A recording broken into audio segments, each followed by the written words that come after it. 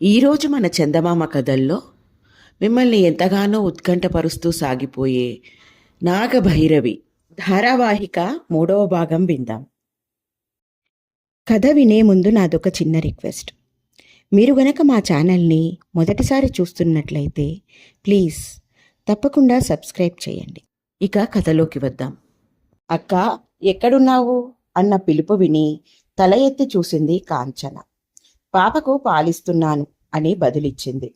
ఆ మాట వింటూనే 2 మెత్తని పాదాలు గదిలోకి పరిగెత్తుకు వచ్చాయి. అక్క ఎదురుగా వచ్చాక నిలిచిపోయాయి. ఎందుకే ఉషా అలా చూస్తావు? చిరుకోపంతో అంది కాంచన. ఉష అక్క దగ్గరే కూర్చుంది. అక్క, నీవెంత మారిపోయావు.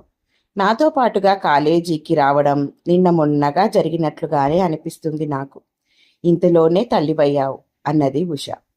ఆమె కన్నులు తరలించివైనాయి. అక్కలో వచ్చిన మార్పులకు అమిత ఆశ్చర్యపడిపోతూ ఉందామె. కొంతకాలం పోయాక నీవు కూడా తల్లివే అవుతావు అన్నది కాంచన. ఉష ఆ మాటకు తలదించుకుంది. అది సిగ్గు కాదు, ఆలోచన ముద్ర. ఎందుకలా తలదించుకుంటావు? నీవు మాత్రం తల్లివి కావా అంటూ రెట్టించింది కాంచన. దింపుకున్న తల ఎత్తి అక్కవంక చూసింది ఉష. విశాలమైన నుదురు మీద ఏవో భావాల ముద్రలు రేఖామాత్రంగా కనిపించాయి. కనులు వయస్సుకు మించిన గాంభీర్యాన్ని తెచ్చుకున్నాయి. అక్క, మాతృత్వం అనేది మహత్వపూర్ణమైందే కావచ్చు, కానీ అందుకు నేను అర్హురాలను కావద్దా అన్నదామె గంభీరంగా. చీచి, ఏమిటా పిచ్చి మాటలు? కాంచన విసుగుని చిరుకోపాన్ని ప్రదర్శిస్తూ మందలించింది. పిచ్చి మాటలు కావక్క, నేను యథార్థమే చెబుతున్నాను.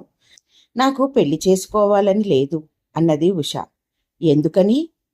నా ఆలోచనలు వేరే ఉన్నాయి అని బదులిచ్చిందామె. ఆమె మాటలకు కాంచన నవ్వింది. పిచ్చిదానా, ఆడదై పుట్టాక ఆశలైనా ఆలోచనలైనా ఒక్కటే. ఈడు రాగానే పెళ్లి కావడం, ఆ తరువాత తల్లి కావడం, అంతకు మించిన ఆలోచనలు అనర్థకం. పద పద, వస్తున్నాను అన్నదామె. అక్కవంక కోపంగా చూసి అక్కడ నుండి జారుకుంది ఉష. ఆమె ముఖం ఉద్విగ్నంగా అయ్యింది. ఆలోచనల తాలూకు మనస్సుతో ప్రఫుల్లమయ్యింది. కనులు స్ఫూర్తివంతంగా అయిపోయాయి.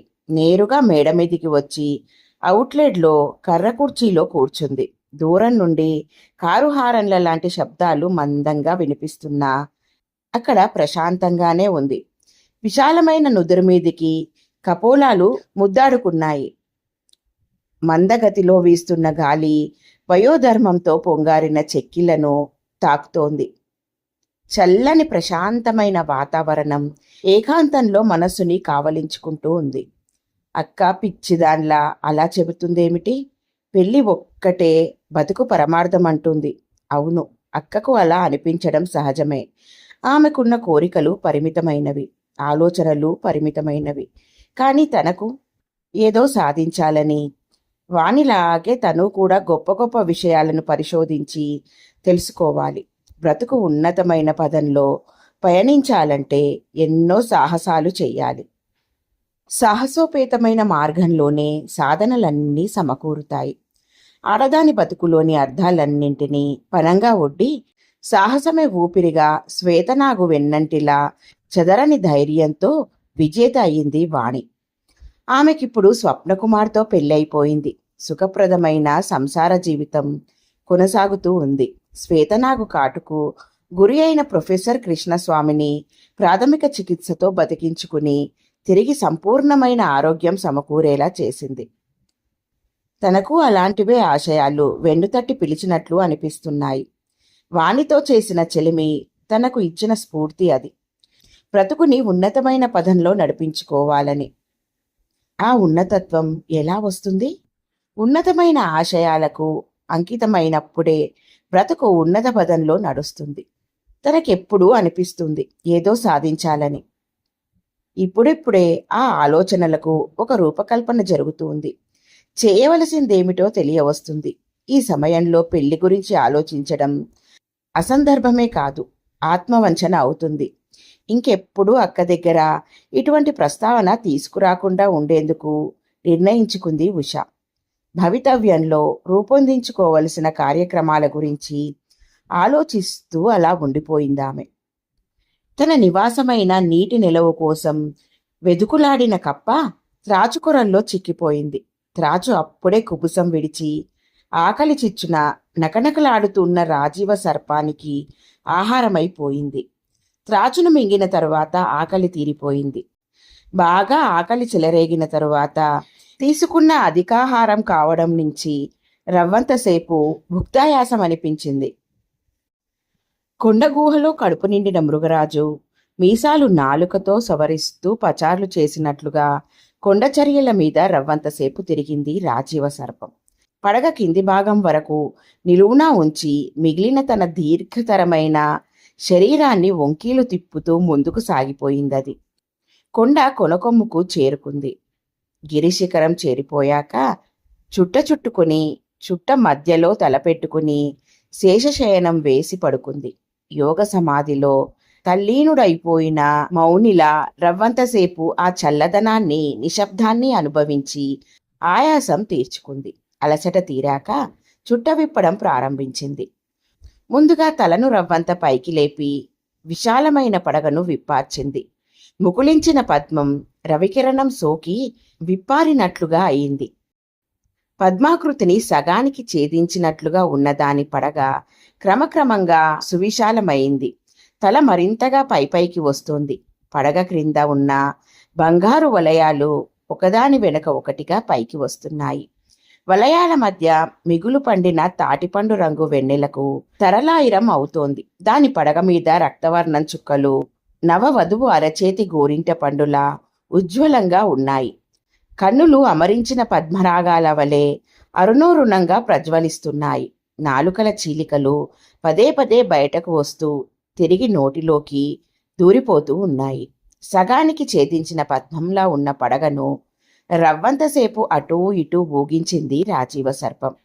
ధీర గంభీరంగా పైకి లేచిన శరీరంలో సగాన్ని వెనుకకు వంచి అలా పడగను ఆడించింది. ఆ పర్వత ప్రాంతానికి తానే అధిపతిలా కనిపిస్తుంది. విప్పిన పడగను అలా ఆడిస్తూ ఉంటే చందమామకు స్వాగతం పలుకుతుందా అనిపించేలా ఉంది. పైకి లేచిన భాగం కాక మిగిలిన శరీరమంతా వలయంలా చుట్టకుదురులా చుట్టుకుని ఉంది. దీర్ఘతరమైన శ్వాసను పీలుస్తూ విశ్రమిస్తోంది. మధ్య మధ్య కృష్ణపక్షి లాంటి రోజులెవరైనా నడికన్నాయేమో అని పడగ తిప్పి పలువంకలా పరికించి చూస్తోంది. చాలాసేపు అలా ప్రకృతి ఆస్వాదనలో తన మనోగతమైన లాలనను తీర్చుకుంది రాజీవ సర్పం. చాలాసేపు అలా ఆడుకున్న తరువాత దానికి హాయి హాయి అనిపించింది. తొలగిపోయిన కుబుసం ఎంతో తృప్తినిచ్చింది. చల్లని గాలి, ప్రశాంతమైన ప్రకృతి ఎంతో ఆనందాన్ని ఇచ్చాయి. దాని శరీరంలోని ప్రతి అణువు తృప్తితో ఆనందంతో నిండారిపోయింది. స్వసుఖాన్ని యథేచ్ఛగా అనుభవించి తిరుగు ప్రయాణమయ్యింది రాజీవ సర్పం. ఈసారి దాని ప్రయాణం కొండబిలం వైపుగా కాదు. ఆ కొండచర్యం పాదప్రాంకాలలో ఉన్న ఒక గ్రామం వైపుగా పోసాగింది. తలను నిక్కించి ముందుకు చాపుతూ తోకభాగాన్ని కుటిలమైన వక్రగతిలో విదిలించినట్లుగా కదిలిస్తూ ముందుకు పోతుంది. ప్రయాణానికి అనువుగా లేని రాతిగుట్టల్ని దాటి కిందకి వచ్చింది రాజీవ సర్పం. అక్కడంతా రెల్లుదుబ్బలు ఆవరించి ఉన్నాయి. నేల మీద పచ్చిక తివాచీలా పరిచి ఉంది.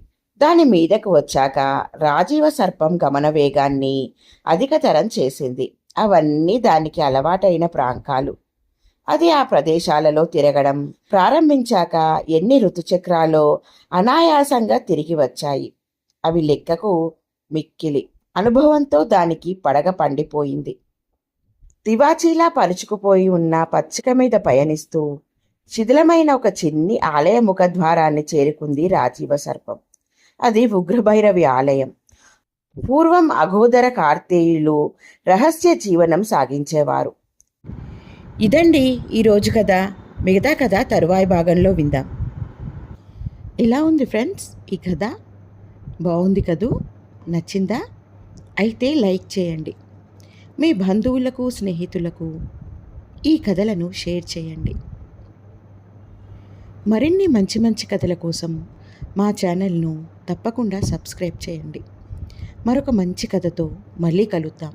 ఉంటాను మరి.